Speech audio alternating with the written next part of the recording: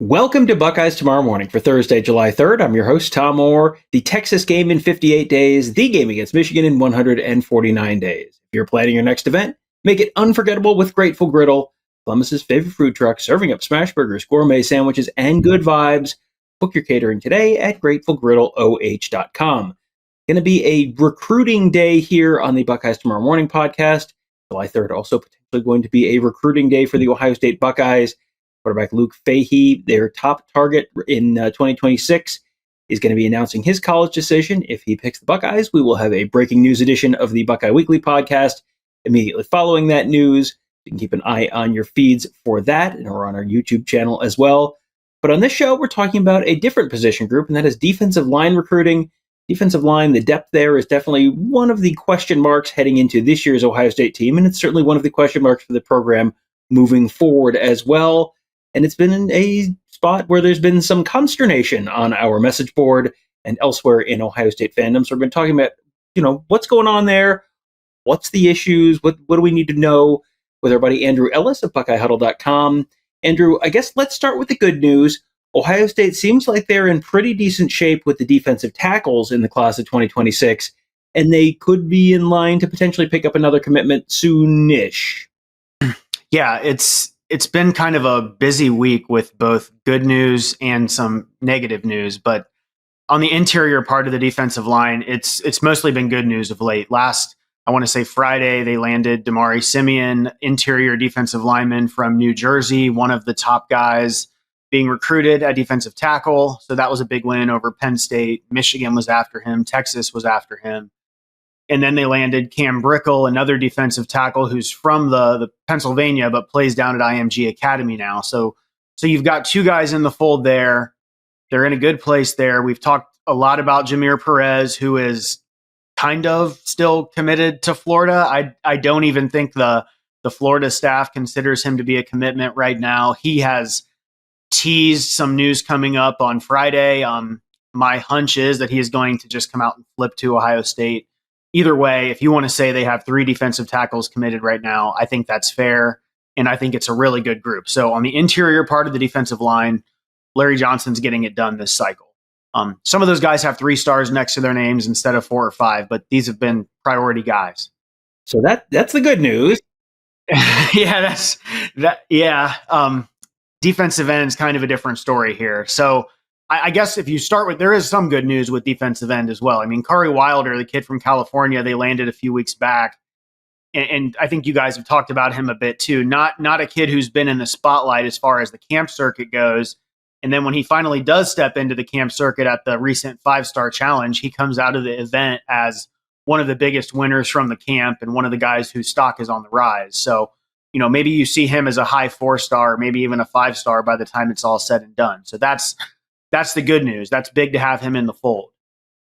On the downside, they've missed out on just about everybody else that they're recruiting right now. I would say the biggest bit of bad news. Well, the biggest bit of bad news came a few weeks ago when Luke Wafel committed to USC, and that was a recruitment that there was some back and forth NIL, and Ryan Day was personally involved in that one. So I know Larry Johnson gets a lot of people want to talk a lot about Larry Johnson, myself included, and he needs to do more things as far as defensive end goes. But I think that one might have been out of his control, the Wafel recruitment. And if you're wanting one thing to happen with defensive end between now and December, it's can Ohio State get Luke Wafel onto campus for the Texas game or one of those games and convince the family that being closer to home is better than however much more USC is giving him than what Ohio State would. And then I think the toughest pill to swallow, although he was probably not quite as high on the board as Wafel, Carter Meadows, the DC defensive end, commits to Michigan over the weekend. Or maybe it was earlier this week. Either way, he's after Wafel's off the board. That's kind of the guy that you must go out and get. So losing him to Bama or Georgia or Florida would have been bad enough, and now he's committed to Michigan. A different player from Wafel. I think Ohio State viewed him as kind of that guy in 3 years who could be 6'6" and 250 and just, a freak, whereas Wafel is probably more game ready now. But still, losing both of those guys in a matter of a couple weeks, tough look. And as you've said, that's been the hot button item on the Ohio State blogosphere, message board world, all that over the last few weeks. So that's kind of just a quick recap of what's happened over the last couple of weeks. So in a good place with defensive interior recruiting, got one really good player in the fold at edge, but they need probably two more. So as they try to chase those two more, you sort of talked a little bit there about Larry Johnson, and everyone has been a little bit on Larry Johnson for a few years about are they prioritizing the right guys? Are they taking the right approach? Is there enough follow through with all this stuff? And that has certainly been a topic around defensive line recruiting for a couple of years, because they've probably had a couple classes in a row where they were maybe a guy or even two guys short from where they probably needed to be. So that's kind of one piece of the why behind the defensive end recruiting. But there's also sort of the elephant in the room. And this has been a very hot button topic on our board. And it's something that Tony Gerdeman and I have talked about a little bit in the past on the Buckeye Weekly podcast. But it's sort of the new world of post-house settlement, NIL approach, and, paying the players approach, which is now a legal thing to do in the post-house world. That settlement got approved on June 6th and then officially went into effect on July 1st. And there was sort of this race to front load a lot of those payments to guys.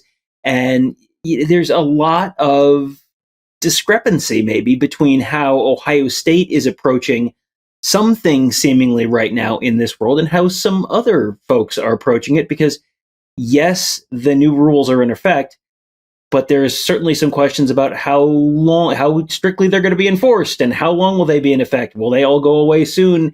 Will it kind of be wide open after that? And, I think there are certainly, Andrew, a lot of people who disagree, at least on our board, with how Ohio State's approaching it.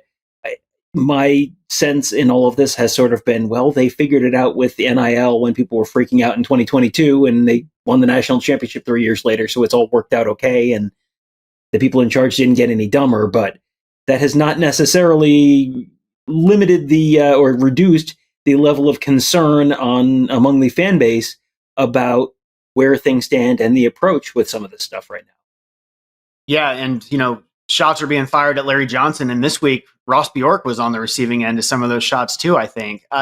It's just so easy for people like myself, the fan, to sit here and say, write a check for $2.5 million for this 17-year-old defensive end. And then, if you do that, what's that going to do to a guy like Kenyatta Jackson, or in the future, a guy like Zion Grady, who's already on campus? And what are they going to be making compared to what the new true freshman is making? So it's really hard to say that. And I hate to be the guy, and I won't be the guy who every time Ohio State loses a player, you say, oh, well, every other school is offering 3 times as much as Ohio State. That's just, other fan bases do that about Ohio State too. When Ohio State gets Caleb Downs, Georgia and Michigan are saying, well, what are they paying him?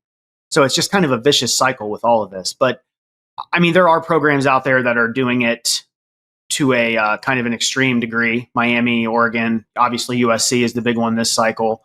I agree with you. I'm confident Ohio State has a plan in place. It'll fix itself eventually. If that means that there's one class where you're maybe short a guy at defensive end, and granted, it wouldn't be the first time this has happened, unfortunately, but if that's going to be what happens, but in 3 years, 4 years, whatever, Ohio State wins another national championship, is anybody going to look back on it and really care one way or another? You know what I mean?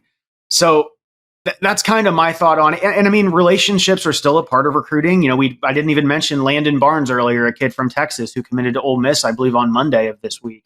That was a situation where I don't think Ohio State really tried until the Wayful committed to USC, and until they probably caught wind that Meadows was going to end up at Michigan. So there is still a relationship component to it. His teammate KJ Ford down in Duncanville, maybe they can get him, but what are they going to offer? What is Florida who's going to offer? What is Texas A&M going to offer? Are they going to front load more than Ohio State's going to front load? There's all these questions that no one knows the answer to right now. And I'm not going to pretend to be the expert, but it's easy for a fan to sit here and say, oh, well, write him amount for this check. And then you want to ask the fans, well, hey, what are you donating to the foundation? I know I'm not in any position to give $1 million to the donation for a 17, 18-year-old defensive end. I wish I was, but there's just so many factors at play here, and it's complicated. And I think it's going to work itself out for Ohio State, because it always does. Even if there are some months of frustration, which we're going through right now at certain positions. Yeah, if you're going to look at the long-term historical trend, the investment of people who basically say there's no 10-year period in which you would have invested in the stock market and lost money, that's kind of Ohio State football. There is basically no 10-year period where Ohio State football has been consistently bad or even consistently average. They've just consistently been above average. There's a lot of geographical and systemic and historical advantages that the program has, that it's not going to fall completely down a well. They have had years where they have had recruiting classes dip. They've had years where they've missed on guys. They have not had, and then the program cratered for 10 years. So, it's probably not a bad time for everyone to sort of take a deep breath and let some things play out, because as much as everyone wants to tell you they know exactly what's going to happen, there's a lot of uncertainty in a lot of different areas in college athletics on the whole, even in the post-house world. We'll see how all this stuff sort of gets sorted out. But in the meantime, there's plenty of time to holler and hoot and yell at each other on the Huddle Board presented by Jeff Ruby's Columbus at BuckeyeHuddle.com. We've been talking about this for weeks now. Been some really interesting reporting from our insiders, but also some really interesting conversations among our members as well. We do our best to answer those questions for you on that Huddle Board presented by Jeff Ruby's Columbus. So if you want to sign up, this would be a great time to do it. We are less than 3 weeks away from Big Ten Media Days in Las Vegas, and then another less than a month away from the start of fall camp, and less than 2 months away from the start of the season. So college football right around the corner, whether it feels like it or not. So we hope to see you there. You will probably not see us tomorrow, unless you'll have you're not going to get a Friday morning show because it is the 4th of July, but you may potentially get a breaking news quarterback commitment show. We'll see how that one goes for Ohio State. You can keep an eye out for that in the Buckeye Weekly podcast feed, but we will have a busy weekend for you, and then a busy rest of July for you at BuckeyeHuddle.com. That'll do it for today. Thank you guys all for joining us. Have a great day. We'll talk to you tomorrow.